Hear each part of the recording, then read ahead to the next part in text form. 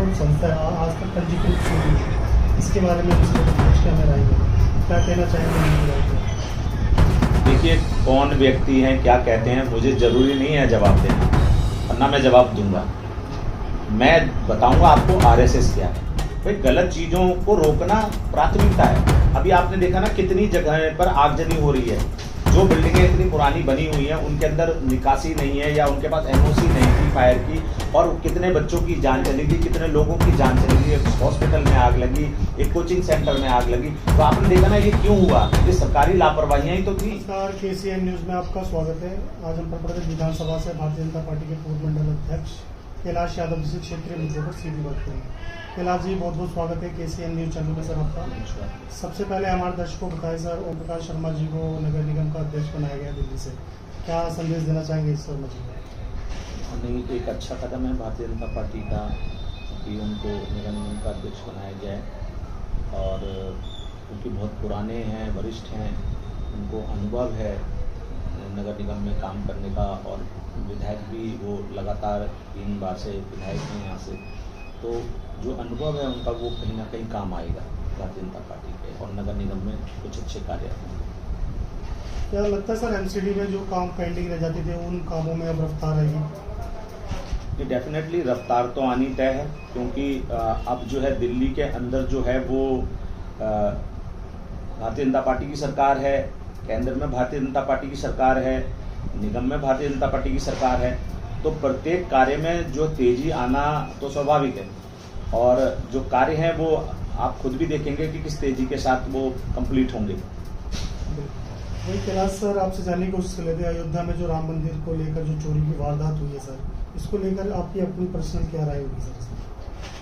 देखिए, हिंदुओं की आस्था से जुड़ा है ये, और दिव्य और भव्य राम मंदिर का निर्माण इतने वर्षों बाद हुआ, और उसके बाद जो व्यवस्थाएं वहाँ पे जिस प्रकार से लगाई गई, कहीं ना कहीं उनमें कुछ कमियां रहीं, और जिस कारण से इस प्रकार से जो दान था उसकी जो चोरी हुई, उसमें जो है अभी आप देख रहे हैं कि एसआईटी का गठन कर दिया गया। एसआईटी ने जो है बहुत सारे जो है साक्ष्य जुटाए हैं, और जिन लोगों ने भी गलत काम किया है उनके ऊपर एफआईआर भी हुई है। तो जो व्यक्ति इस कृत्य में शामिल होगा उसको सजा जरूर मिलेगी, और भारतीय जनता पार्टी का स्पष्ट रहा है कि वो भ्रष्टाचार को बिल्कुल बढ़ावा नहीं देती, जीरो जो वो होती है उसके ऊपर कार्य करती है। तो ये भ्रष्टाचार जिन लोगों ने भी किया है, या जो भी ये दान की चोरी जिन लोगों ने भी की है, उनमें एक को भी बख्शा नहीं जाएगा, और बिल्कुल इसको स्पष्टता के साथ क्लियर किया जाएगा।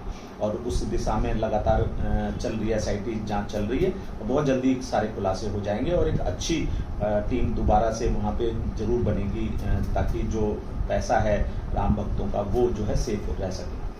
तो सर, सुरक्षा व्यवस्था की बात की जाए तो सुरक्षा व्यवस्था पूरी तरह से फेलियर साबित हुई है अयोध्या में राम मंदिर को लेकर? नहीं, इसमें सुरक्षा व्यवस्था का तो कोई इशू है नहीं, इसमें सुरक्षा व्यवस्था का इशू नहीं है जी। देखिए, जिन लोगों की जिम्मेदारी वहाँ पे लगाई गई पैसा गिनती करने की और गिनती करके देने की, उन लोगों ने उसमें गलत किया।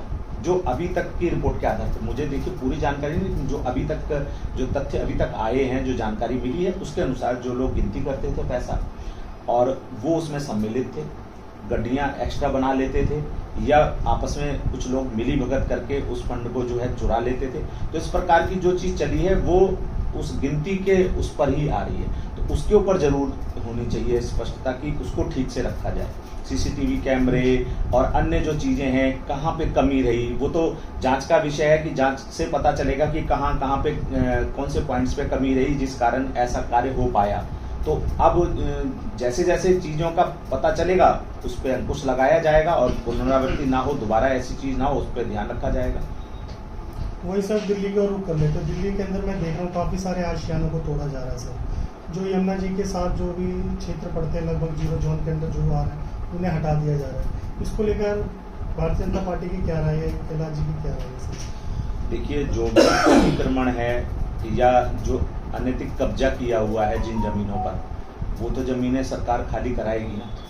दिल्ली जो है, अगर दिल्ली को हमने अच्छा साफ सुथरा स्वच्छ बनाना है, सुंदर बनाना है, तो ये अतिक्रमण हटाना बहुत जरूरी है।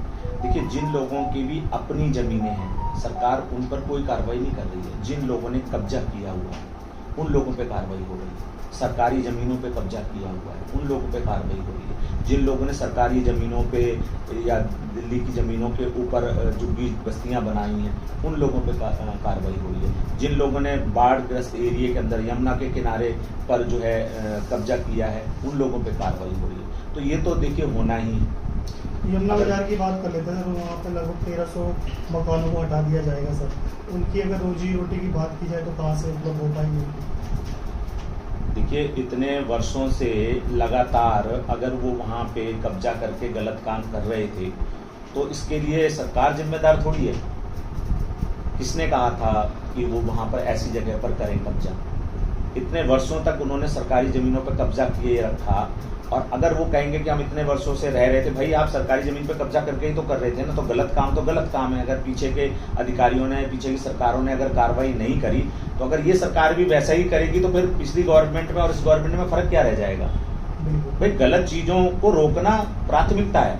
अभी आपने देखा ना कितनी जगह पर आगजनी हो रही है। जो बिल्डिंगें इतनी पुरानी बनी हुई हैं उनके अंदर निकासी नहीं है या उनके पास एनओसी नहीं थी फायर की, और कितने बच्चों की जान चली गई, कितने लोगों की जान चली गई। एक हॉस्पिटल में आग लगी, एक कोचिंग सेंटर में आग लगी। तो आपने देखा ना ये क्यों हुआ? ये सरकारी लापरवाहियां ही तो थी, सरकारी विभागों की लापरवाहियां ही तो थी कि उन्होंने बिना देखे हुए इन बिल्डिंगों को बनने दिया। तो अगर आज भी गवर्नमेंट अगर इन चीज़ों पे अंकुश नहीं लगाएगी तो कैसे आगे अच्छा एटमॉस्फेयर दिल्ली के लोगों को दे पाएगी? तो जरूरी है कि ऐसी कुछ चीज़ें जो गलत हैं उन पे सरकार अंकुश लगाए, और ठीक है, ये होना चाहिए।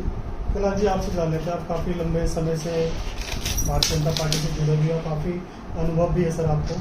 सर, आग लगती है होटल्स के अंदर, तोड़ दिया जाता है मकानों को। रेजिडेंशियल एरिया में काफ़ी सारे मकानों को तोड़ दिए गए। इसको लेकर देखिए, अगर हम जीके की बात करें, जीके में होटल में आग लगी थी, उसके बाद देखिए जहाँ जहाँ पर जीरो जोन है वहाँ के मकान हटा दिए।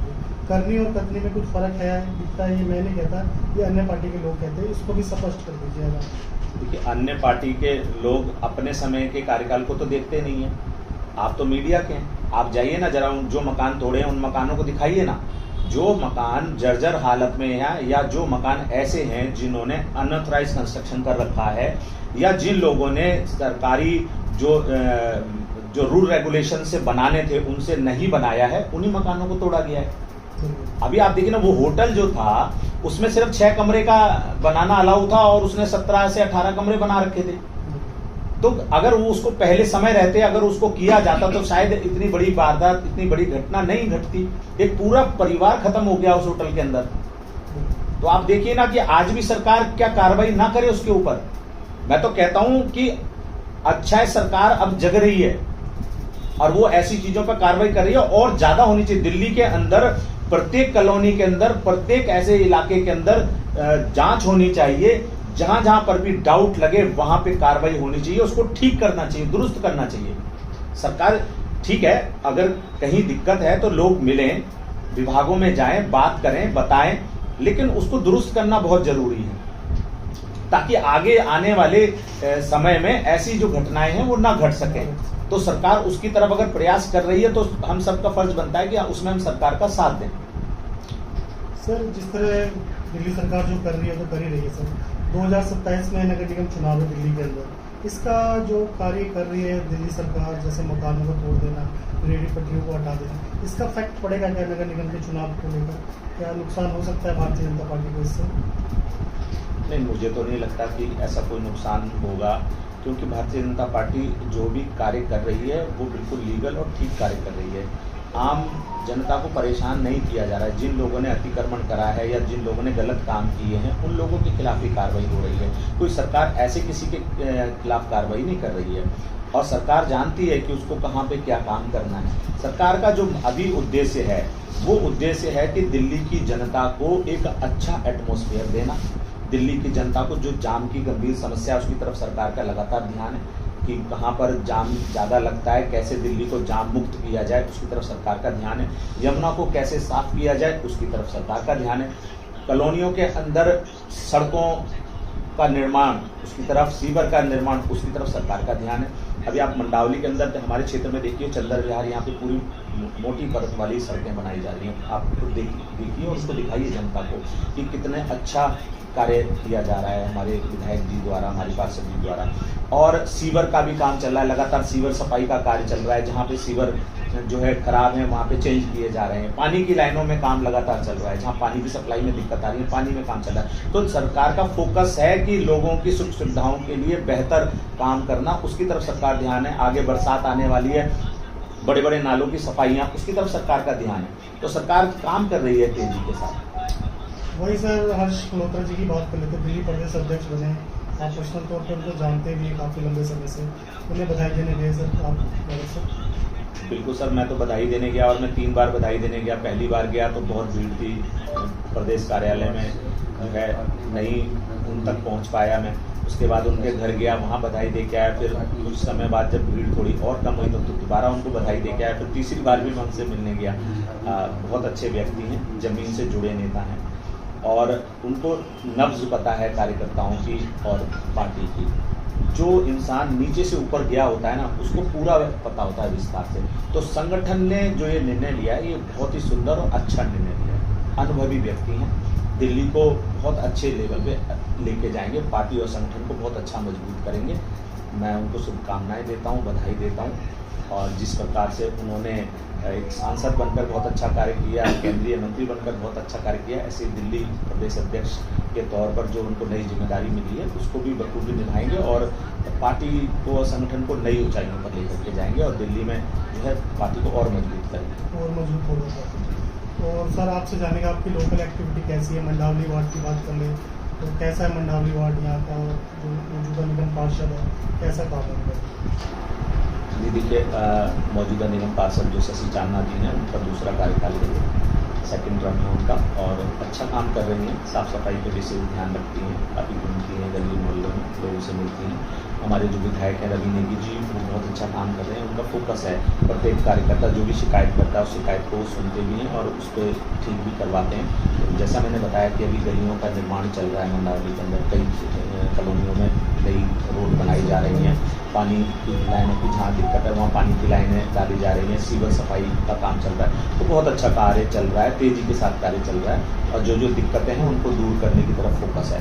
तो एक अच्छा काम चल रहा है और अच्छी ट्यूनिंग के साथ काम हो रहा है। माननीय सांसद जी भी अभी आए थे हरिद्वार पार्क के अंदर, यहाँ दौरा करके गए थे, तो उन्होंने भी पार्क के लिए और फंड दिलवाने की बात कही है, बल्कि शायद फंड और रिलीज हुआ है तो और इसमें और अच्छा, इसको और अच्छा डेवलप किया जाएगा। तो बहुत अच्छा चल रहा है और बहुत जल्दी आप यहाँ पर बदलाव देखेंगे। सर मैं RSS जो संस्था है आज तक पंजीकृत क्यों नहीं है, इसके बारे में उनसे पूछ के हमें राय दें, क्या कहना चाहेंगे उनकी राय को? देखिए, कौन व्यक्ति हैं, क्या कहते हैं, मुझे ज़रूरी नहीं है जवाब देना, वरना मैं जवाब दूंगा। मैं बताऊंगा आपको RSS क्या है।